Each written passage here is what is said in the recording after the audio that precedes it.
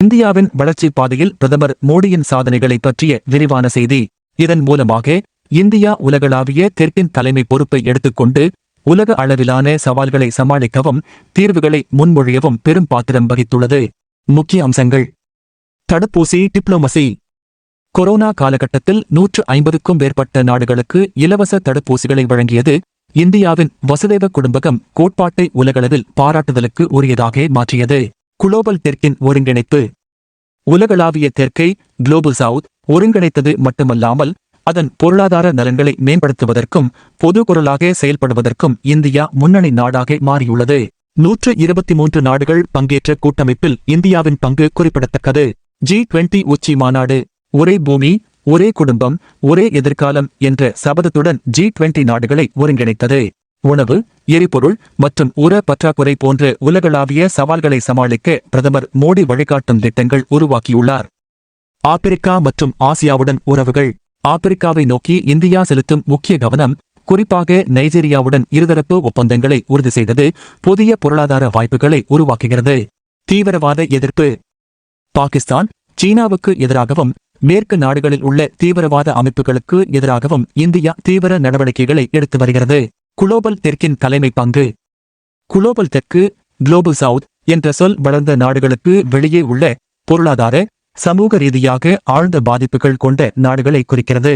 India இந்த நாடுகளின் எதிர்காலத்தை மேம்படுத்தும் பிரதான சக்தியாக செயல்படுகிறது. களத்தில் இந்தியாவின் பங்கு. இந்தியா 2023ஆம் ஆண்டின் G20 உச்சி மாநாட்டின் மூலம் வசுதேவ குடும்பகம் என்ற கோட்பாட்டை உலக அரங்கில் மிகப்பெரிய அளவில் பேசுபொருளாக மாற்றியது. இது இந்தியாவால் நடத்தப்பட்ட உலக தெற்கின் தலைவர்களின் கூட்டமைப்பு மாநாட்டின் தொடர்ச்சியாகும். இதில் 123 நாடுகள் பங்கேற்றன. உலகளாவிய தெற்கில் உள்ள நாடுகளின் சுயநிலை மற்றும் பாதுகாப்பு தேவைகளை முன்வைத்து இந்தியா பல்வேறு தளங்களில் சாதனைகளை கண்டுள்ளது. G20 மாநாடு. G20 மாநாடு இந்தியாவின் சர்வதேச அரசியல் மற்றும் பொருளாதார பார்வையின் மையமாக இருந்து உலகின் முன்னணி நாடுகளை ஒரே மேடையில் கொண்டு வந்தது.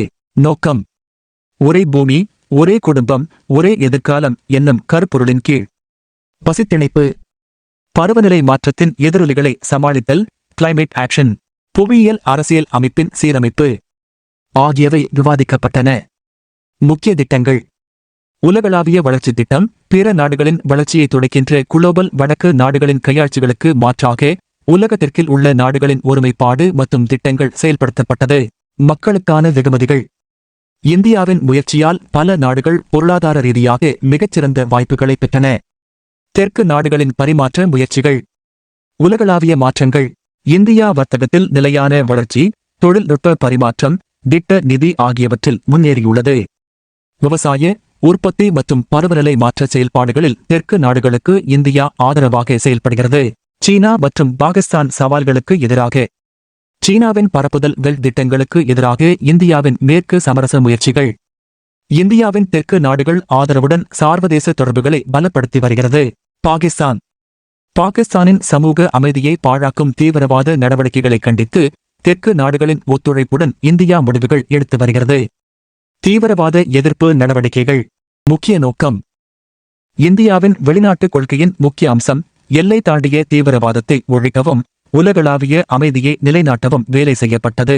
இலக்குகள்: பயங்கரவாத ஒழிப்பு, பாகிஸ்தானின் ஆதரவு அமைப்புகளை ஒழித்தல், மேற்கு நாடுகளின் பொறுப்புகள். இந்தியாவுக்கு எதிரான கடுமையான கருத்துக்களை மேற்கு நாடுகளால் உதர்த்தல் குறைய வேண்டும் என்பதில் கவனம் செலுத்தப்பட்டது. கொரோனா காலத்தின் உதாரணம்: தடுப்பூசி டிப்ளோமசி. இந்தியா 150க்கும் மேற்பட்ட நாடுகளுக்கு இலவசமாக கொரோனா தடுப்பூசிகளை வழங்கியது.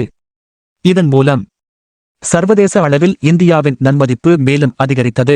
சுகாதாரத்துறையில் இந்தியாவின் வலிமை வெளிப்பட்டது. மருந்து உற்பத்தி. இந்திய மருந்து துறையின் வலிமையை சர்வதேச அளவில் பயன்படுத்த சுமார் 70% உலக மருந்துகளை இந்தியா வழங்கியது. ஆப்பிரிக்கா மற்றும் ஏனைய நாடுகளுடன் உறவுகள். நைஜீரியாவில் இந்தியாவின் பங்கு. நைஜீரியாவுடன் இருதரப்பு ஒப்பந்தங்கள் செய்து வளர்ச்சியின் பசுமை பாதையில் முக்கிய வளர்ச்சிகளை நோக்கி பயணிக்க உதவியது. ஆப்பிரிக்கா மற்றும் ஆசியா. இந்தியா புவிசார் அரசியலில் புதிய பாதையை அமைத்துள்ளது. குறிப்பாக சீனாவின் ஆதிக்கத்தை எதிர்த்து தெற்கு நாடுகளின் பொருளாதார வளர்ச்சியில் துணை நிற்கின்றது. சமூக மற்றும் பொருளாதார நிலைகள். விசாலமான பார்வைகள். உலகளாவிய நாடுகள் இந்தியாவிடம் கற்றுக்கொள்கின்றன. இந்தியாவின் மனிதநேயம் மற்றும் சமூக நீதியை கொண்ட பார்வைகள் உலக அளவில் முன்னிலையாகின்றன. பாரம்பரியம் மற்றும் வளர்ச்சி. இந்தியாவின் பாரம்பரியத்தைக் கொண்டு தன்னம்பிக்கையுடன் வளர்ச்சி பாதையில் பயணம். இந்தியாவின் பங்கு இன்று உலக அளவிலான ஒழுங்கை மறுபடியும் அமைக்கும் அளவிற்கு வளர்ந்துள்ளது. விஸ்வகுரு என்ற அடையாளம் இந்தியாவின் பல்வேறு துறைகளில் கொண்ட சாதனைகள் மற்றும் தெற்கு நாடுகளின் சார்பாக அதன் ஒப்பற்ற ஆற்றலால் உறுதியாக மாறியுள்ளது. பிரதமர் மோடியின் சர்வதேச கொள்கைகள் உலக தெற்கிற்கு மட்டும் அல்ல, வளர்ந்த நாடுகளுக்கும் மனிதநேயம் மற்றும் சாந்தியின் முகமாக இந்தியாவை உருவாக்கியுள்ளது. அனைத்து விதமான உள்ளூர் மற்றும் உலக செய்திகளுக்கு நமது www.adibantv.com என்ற இணையதளத்தை பார்வையிடவும்.